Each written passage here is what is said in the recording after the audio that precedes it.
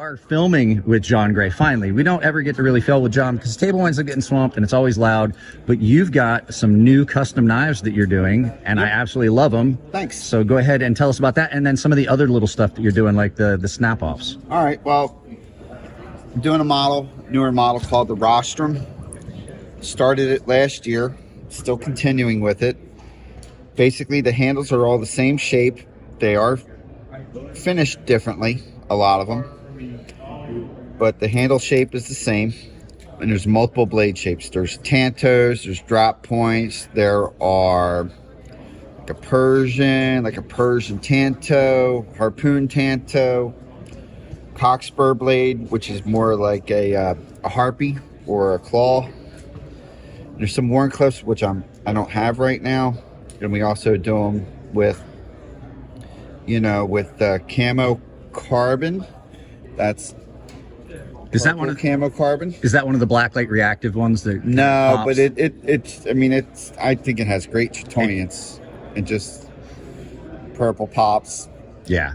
And the finish on these blades, I call it my dark rain finish. I think I'll say, let me zoom in on it, because that's one of the things that I was telling you. I absolutely love that. That is a beautiful finish on that blade.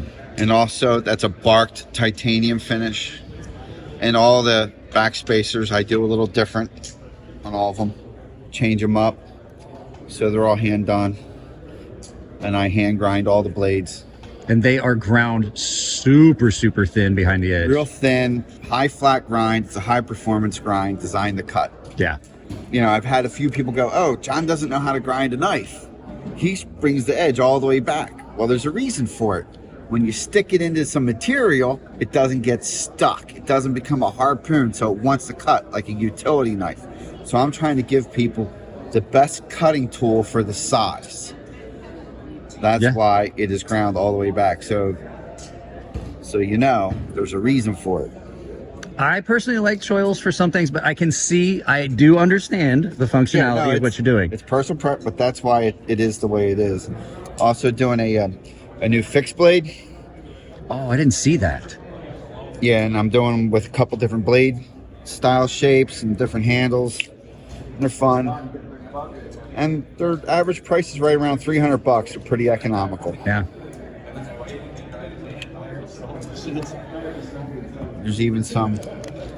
Too bad we can't show it here, but that's a Moonglow. That thing pops. It's really cool. That's we might be able to. Hang on a second. Watch this. I have got. Yeah, it's definitely showing. Blue, so that's the ice blue Moonglow. Yeah, there you go, guys. That is cool. So they're fun. That's why I carry this. That's why I asked if the other one was blacklight reactive. Yeah, and then the new product that Matt Diskin and I came up with. Got to give Matt credit. Hi, Matt. Wish you were here. Yeah, it's a good thing he's not here. Just kidding. No, came up with this item called a snap off. It's a titanium bottle opener. Also made a few in Zerk, but it kind of represents a tool. The bottle opener's over here. You could pry with it if you had to. You could shotgun a beer with it. You could also use it like so if need be. Just in case, that's an off roster use. Yep. But really precision made. Yeah, I was just looking at them. They are really, really cool. Here's one with some inlays, with an abalone inlay. Ray skin. That's the one I had in my hand a minute ago, guys. They are beautifully done.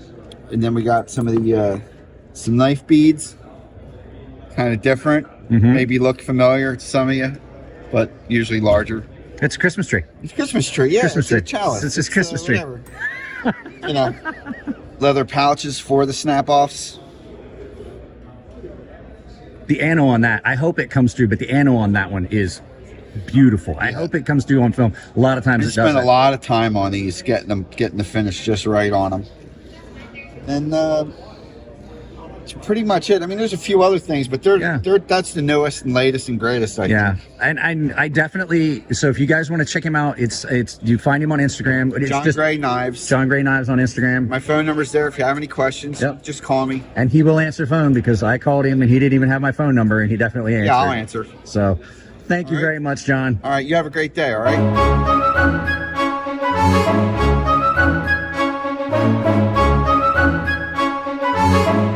with Matt Westberg from Berg Blades. You guys know, I think about a year ago, I had the Iron Pup on. It was the first time I got to see a Berg Blades knife, and it's awesome. And he's got some great stuff on the table. So tell us about how you got into the knife making stuff, and tell us about what you've got going on and like your kind of process, and then we can look at some of the knives. Absolutely. So I'd say, like a lot of us growing up, I had knives. My story is around 10 years old, I got my first knife right before a backpacking trip from my dad. And since then, I've been in love with knives. I collected knives as a kid. And as an adult, it kind of faded out a little bit until I got hired in the fire department. And I was around a lot of guys that hunted it, a lot of guys that were into knives. And that's when my love for custom knives came in. There's a little bit of the starting of making knives came with some guys in the fire department talking about, you know, these custom knives and how cool they were, and joking around, I told them, you know, I bet I can make one of these. And it started as a joke, and it turned into me obsessing about the process of making knives, how it was done. I would just look at pictures all day. I would evaluate them, try to figure out what the handle material was, try to figure out how a grind was made. You know, I made my first forge out of a brake drum with some galvanized pipe and a blow dryer, and I was quenching knives in oil, like cooking oil, and it just grew. I mean, I got obsessed, and you know, I just started making knives, designing knives, and you know, it's pretty much history from there. So I've been doing this for about 11 years now, and I still have a huge passion for it and love for it. So. And you've got some of the nicest production knives at the show on the table, so let's take a quick look at those. And I gotta say, this is the one, the Sweeney. This is the one that got my attention. This is one of the best knives at the show. So tell us what you got here with all of these. So we have the mini barber, barber being the full size right here, just to show you. This is the newest one, the push button. This will be coming out in a month here. This was one of the original designs I made, handmade, and I turned it into a production, as well as the mini barber. Just slimline, dropped it down. The iron mutt is basically the two pup versions that I've made in the past, put into one. That's why it's named the mutt. Sweeney, newest design. It comes from the barber. Really took the body drop point, added a little slim, at least. Okay, I get it, like Sweeney Todd. There you gotcha. go. So that's the play. But I took parts of all my other knives, turned it into this one, and then added the top flipper. Which is, you guys know I'm not a fan of top flippers, but that is a very, very good top flipper. It is honestly a very smooth and just practical knife, very streamlined clip. It's just a classic design, for me at least. A lot of my designs are kind of funky. So. And you guys know me, I like a nice thin behind the edge. That is a very, very slicey blade. You're gonna have a lot of sharpening before it starts to thicken up and you have to readdress angles. And then you have these ones that you said is the barber, right? No, or no, it's a slim. This is a slim. So you know what? This is one of the first folder designs that I made. Actually, the third. Gollum was the first. Iron Wolf was the first flipper, and then we went to the slim. So this was a handmade model that I loved making. I'd have at shows, and over time, you know, being a full-time fireman and not having a lot of time in my shop, when I started transitioning into other models, I put this into production, and it's probably the most popular, probably what I'm known for is this style, which is, you know, the little mini cleaver. And funny enough, people go, why'd you name it the Slim? It's a chunky knife. And really the name came from, I just slimmed down one of my bigger models. So it is not necessarily a slim, you know, it's got a big belly on it. You know, it's somewhat thick, but it is a cool knife. I thought maybe it was like the ironic joke of calling a fat guy slim or a tall, there you go. a short guy tall, you know. Yeah. So I've heard different reviews online, like, you know, I don't know why he calls it a slim. It's not necessarily a slim blade or whatever, but it came from a slimmed down version of a different knife.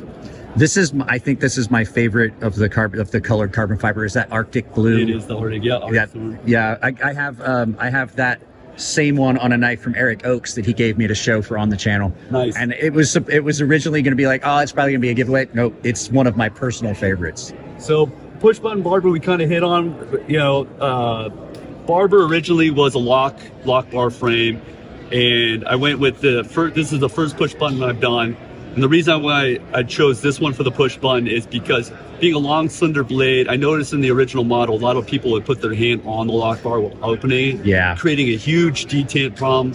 And not for the guys that are collectors or guys that are using knives all the time, but maybe for a novice, somebody coming into this world would have issues flipping it. And I just thought, you know what a great idea to now add the top flipper. I know you're not a fan. It works on that. It does. And now you eliminate that pushing of that bar. And it's just a very fidgety knife. But if you like that design, you can choke up on it and you have, you know, and then you have the actual Sweeney Todd style blade. Exactly, straight razor. You know, that was my play early on in making knives. I wanted to make knives that you didn't see all the time. Cleavers was like what I started with. You didn't see a lot of folding cleavers. No, there was only a couple guys. ADV, the Villers was making them, and they were always big and bulky. Yeah, and that was like that 2013, 2014 time frame. Everything was big and overbuilt, I felt. So when I designed the barber, I just thought, what other knife shape have you not seen in a folding knife that's unique and cool? And a straight razor came to mind, and that was the steps and that was the process for it. So. But you also have a mini version of the Sweeney, right? Oh yeah, you know what, this mini Sweeney. So the Sweeney launched about a month ago, and it's starting to definitely build some momentum and some steam. So we're putting out a mini Sweeney, which for the guys that like that smaller, just throw it in your pocket and have it disappear, size knife. This is coming out in a couple months. This is nice. So you guys are getting to see this before it releases. That's right. Anybody here and now anybody on the show, this on your podcast or reviews will see that, as well as this push button, because push button releases at the end of this month, beginning of next month. So kind of early look at the two. Yeah. These are great. Like I said, I had gotten that iron pup in that time, and I was like, wow, that's a really nice knife. It's a really well designed knife. It cut really well for having a relatively thick blade side. I was like, that's very, very well done. So I'm glad I finally got to meet you and got to film with you. This is actually a lot of fun. So I appreciate it, man. Guys, make sure you find website. Bergblades.com. Bergblades.com. Yeah, go check them out. If I find any of these knives available at any of the retailers I have affiliate links with, I will drop them down below. And let's go ahead and get out of here and go get some other stuff. Guys, you are going to get at least 2 more videos. I got more footage from this show than any of the shows. I was able to fix a lot of audio on stuff that I didn't think I would be able to. So there's going to be a lot more. There's at least 2 more videos. So hanging out with John Gray, that is a hype. I love John. There are a handful of people at shows. John Gray is a complete nutball, but he does make amazing knives. Definitely check him out. And then, like I said, Matt's knife, the Sweeney that you saw there, one of the best knives all around at the show. So you guys know what to do. Sponsors are down below. Some of them have discounts built in. You can use Crazy Sharp, all one word, as a coupon code at Coffee Brand Coffee, Tempered Trail, Fair and Forge Knife Works, and Rosecraft Blades. The Amazon stores down there have a lot of vendors that are affiliates. Blade HQ, Knife Ship Free, GP Knives, you know that. And you can always go check out my memberships, but make sure that you go check out the public Discord that I have built for everybody to enjoy. Guys, let's move on to the next video, because it's getting late and I still got a lot of editing to do.